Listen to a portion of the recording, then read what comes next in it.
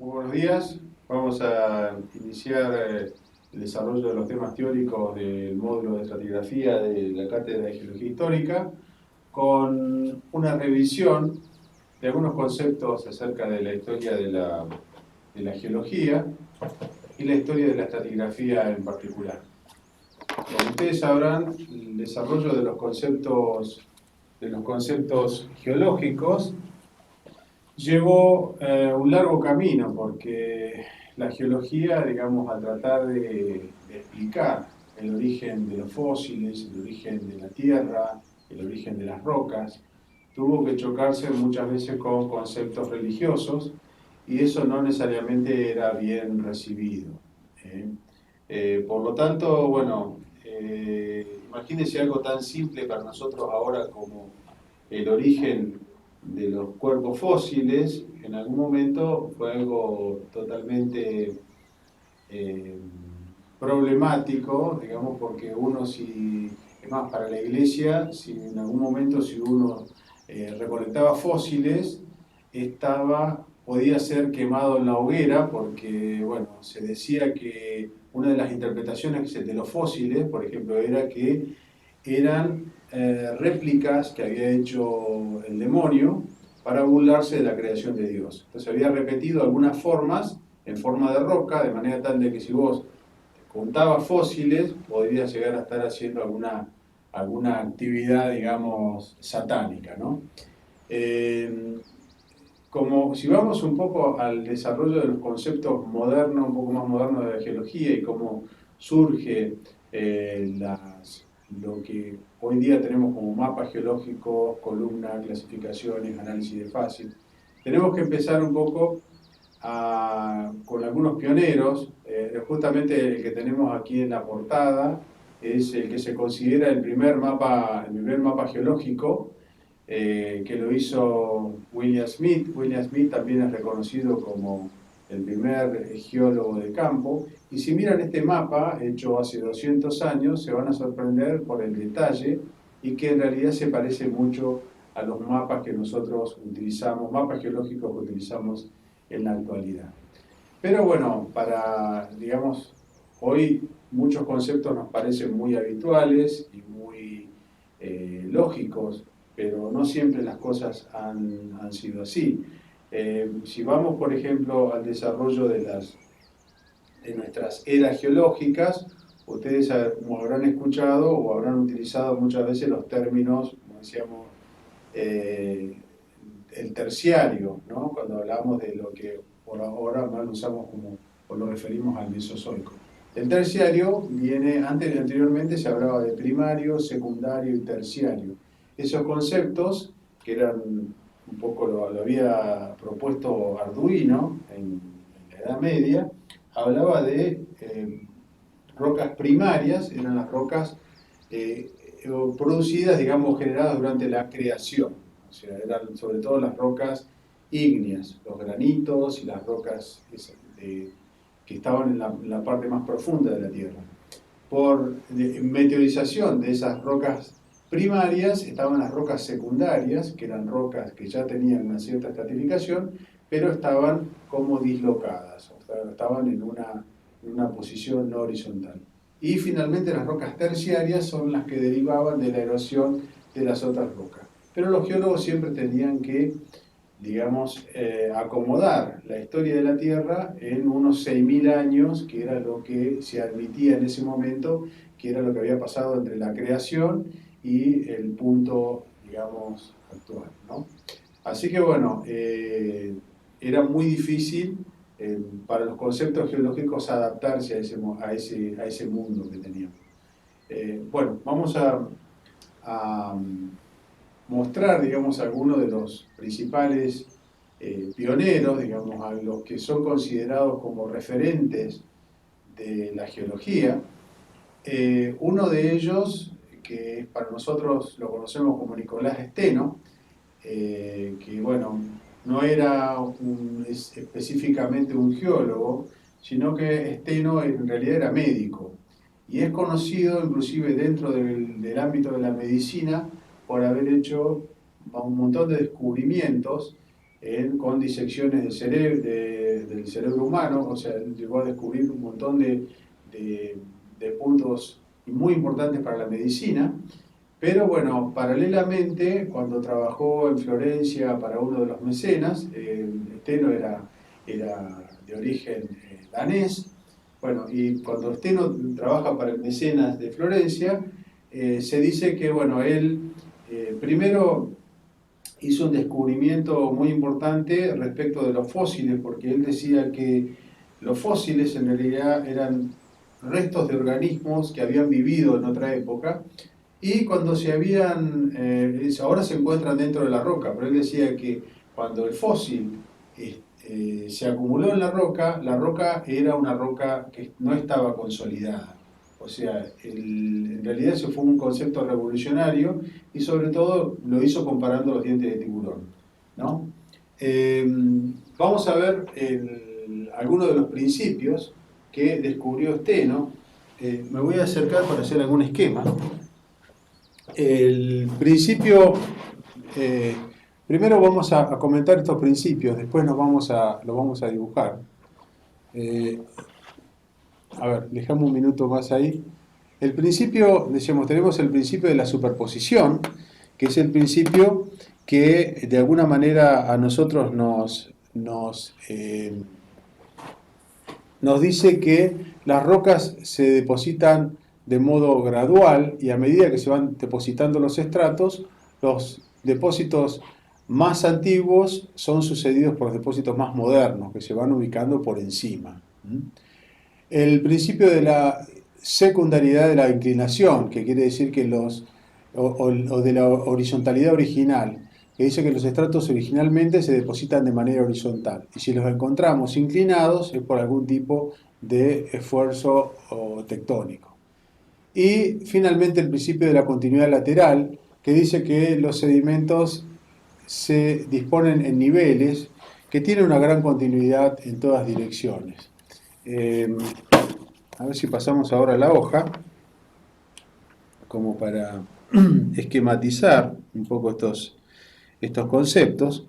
Se dice que Steno, en realidad, desarrolló estos conceptos cruzando el puente sobre el río Arno. Ustedes saben, el río Arno se encuentra en Florencia, él cruza la ciudad de Florencia, y él todos los días pasaba con su carruaje en un puente por encima de lo que serían las barrancas del Arno, que en ese entonces mostraban una serie de capas o estratos que él podía reconocer desde el puente, ¿no? Supongamos este es el puente sobre el Arno. Steno fue uno de los primeros en reconocer que estos niveles que él veía a lo largo del valle del Arno, si hacemos un corte, eran en realidad distintos niveles estratigráficos depositados sucesivamente. O sea, Steno descubrió que estas rocas, los distintos niveles que veía a lo largo del río, en realidad eran depósitos que se habían acumulado progresivamente y en justaposición. O sea, tenemos distintos estratos. Aquí, por ejemplo, vamos el marrón, el amarillo y vamos a poner un azul acá arriba.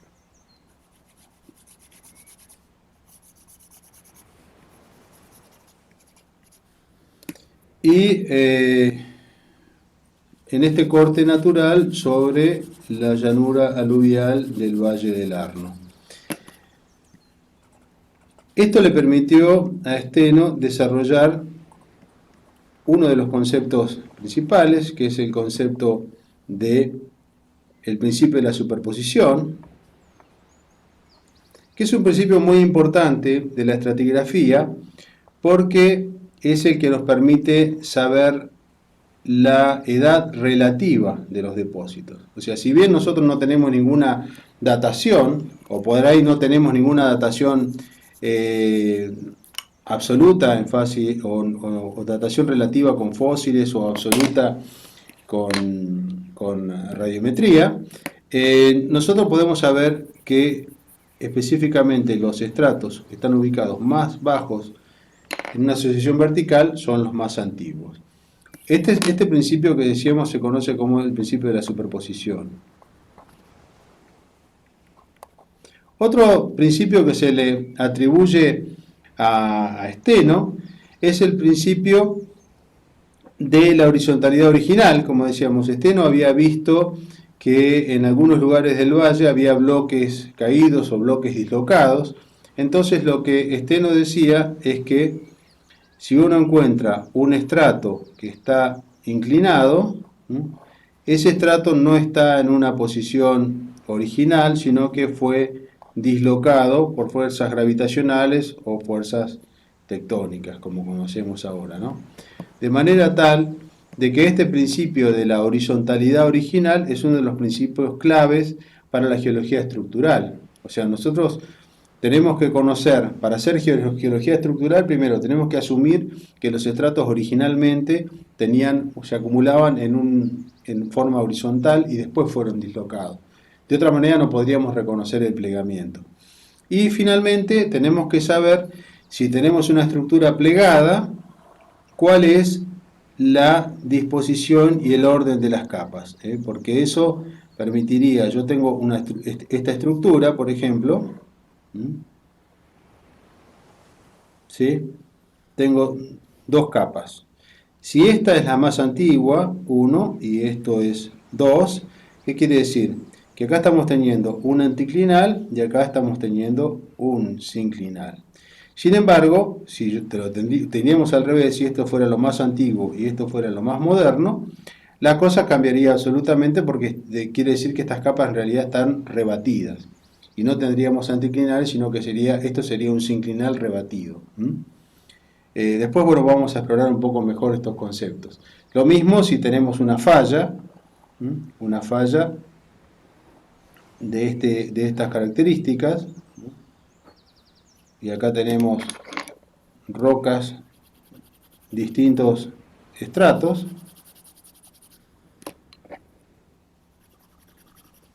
Tenemos que saber cuál es la edad relativa de los estratos para saber si eso en qué posición está, ¿no? O si está rebatido o es una falla invertida o cómo.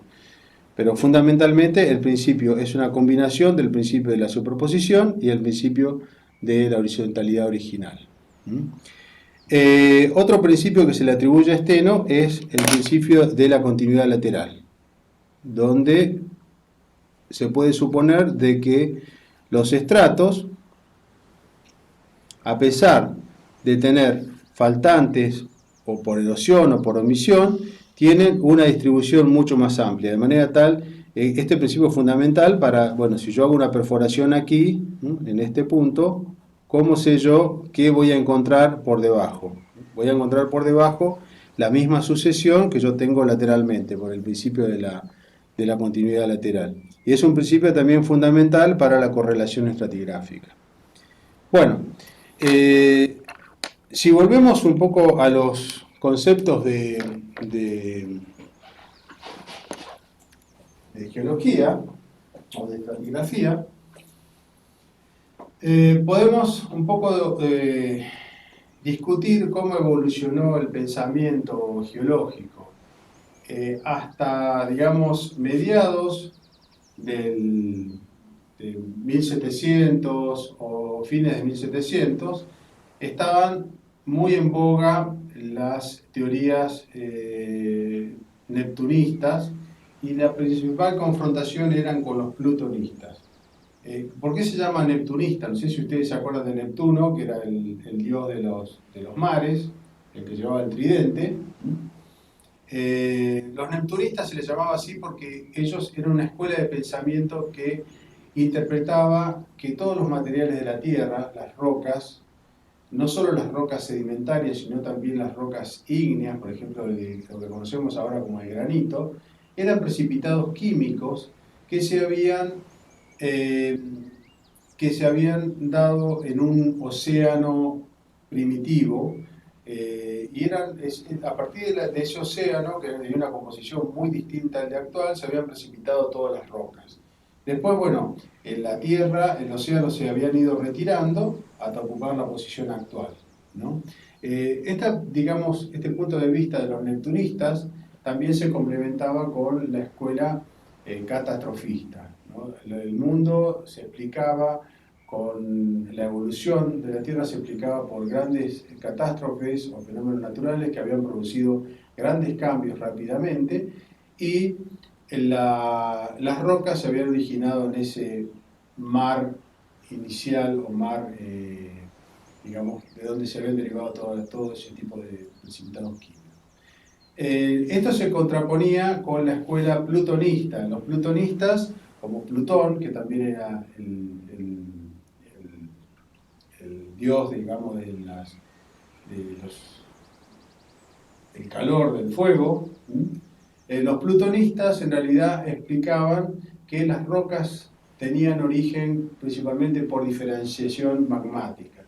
Esto era, bueno, el magma fundido aparecía en la superficie y se consolidaba dando rocas que después eran erosionadas y daban rocas sedimentarias.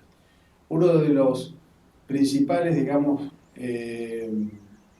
principales naturalistas que hoy día considerado uno de los padres de la geología es James Hutton.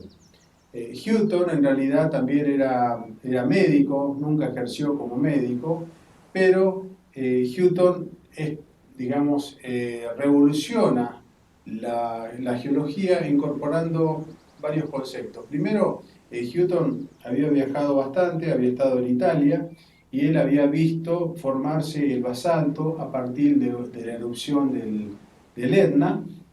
Entonces él, digamos, estaba convencido de que las rocas ígneas se formaban por diferenciación magmática, y a partir de ahí se formaban las rocas sedimentarias.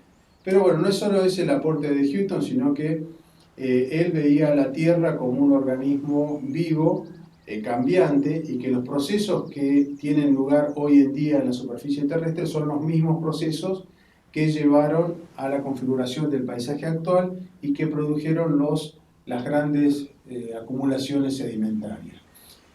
Una de las cosas que Hutton hacía énfasis era en la edad de la Tierra, porque él, digamos, todos esos procesos que él lo veía como muy graduales, seguramente habían llevado muchísimo tiempo. O sea, él no daba registro del principio y no había registro del final. O sea, la edad de la Tierra para él era muy grande y muy difícil de evaluar, de edad indefinida, ¿no? Lo que lo llevó también a ciertas confrontaciones con el paradigma del momento. Era muy amigo de Playfair, otro gran cerebro de la época, y junto con su amigo salían a veces al campo a recorrer, y bueno, y uno de los grandes hallazgos de Hutton fue la presencia de las discordancias angulares y la interpretación de las discordancias angulares de una manera muy parecida a la que hacemos ahora. No sé si querés poner la siguiente. Acá, ahí está. Esto es una de las discordancias que lo afectó mucho a Hutton, sobre todo entre creo que es el devónico y el silúrico y el devónico, por encima es el Lower Red Sandstone, y él decía que estas discordancias no eran el resultado de eventos catastróficos, sino que eran de la colapso o la flexura gradual de las rocas, posterior erosión y finalmente la depositación de la sucesión que está por encima. O sea, estas rocas se habían acumulado originalmente de modo horizontal, fueron plegadas, después tenemos la superficie de erosión y finalmente la acumulación de esta otra sucesión por encima. Para él, este era el resultado de un proceso gradual, no era un proceso catastrófico. Lamentablemente, aunque Hutton era brillante, e inclusive dentro de lo que escribió, él dio la pauta de la evolución de las especies, que después fue retomada por Darwin.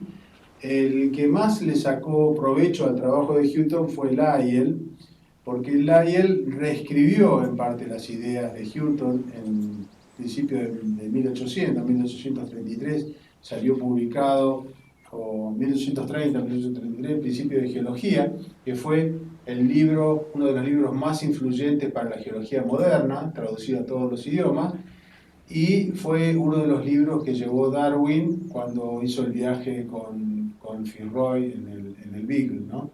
Y a partir del cual se inició la evolución de las especies.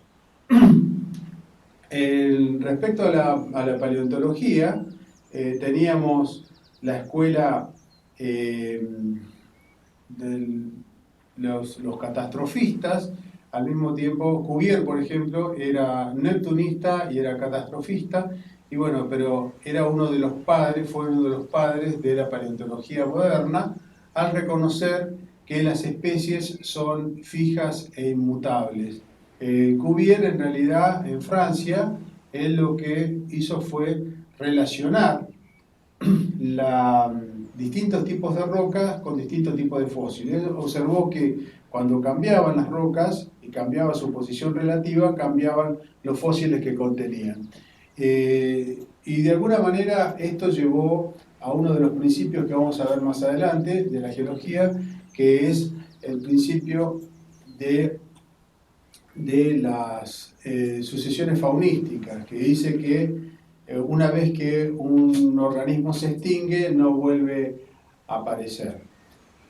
Y bueno, el desarrollo de Cuvier, digamos, de alguna manera fue posteriormente seguido de Landmark, como tenemos acá. Landmark, que se considera también el sucesor, el antecesor, perdón, de Darwin. Landmark fue el primero que introdujo un concepto evolucionista para la evolución, para explicar la evolución de las especies, pero la diferencia entre Landmark y Darwin era que Landmark, por ejemplo, explicaba, con la controversia del largo del cuello de las jirafas, Lamarck explicaba que, o decía que las jirafas intentaban alcanzar las copas de los árboles, y eso hacía de que ese deseo o esa intención se transmitiera genéticamente a su descendencia. Darwin, en realidad, lo que dice es que no todos los organismos son distintos, y de alguna manera aquellos que tienen dentro de los organismos de la misma especie va a haber algunos con piernas más largas o con cuellos más largos. Aquellos que están más favorecidos para ese entorno son los que van a tener más chance de sobrevivir y de multiplicarse. Así que de esta manera aquellos más adaptados al medio dentro de la misma especie van a tender a producir, y justamente se van a resaltar esos caracteres que los hacen más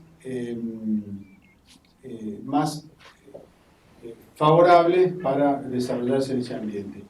Acá es interesante también las ideas de Darwin y de Wallace. Wallace en realidad era en parte colega y amigo de Darwin. Pasa que Wallace estaba en Indonesia y Darwin estaba en Inglaterra, ¿no? Y como que los dos llegaron a conclusiones similares, y Darwin, cuando se dio cuenta que Wallace estaba a punto de publicar sus ideas, se apresuró a publicar la teoría de la evolución, ¿no? Y le ganó de mano. Si no, hoy día hablaremos de Wallace como el padre de la teoría de la evolución. Así que bueno, esto, digamos, algunos conceptos generales. Obviamente hay mucha bibliografía. Nosotros le vamos a alcanzar algunos textos donde ustedes van a poder avanzar un poco más en el conocimiento. Pero bueno, es importante para todo geólogo conocer los orígenes, conocer por lo menos a quiénes fueron los padres de nuestro pensamiento y nuestro paradigma geológico actual.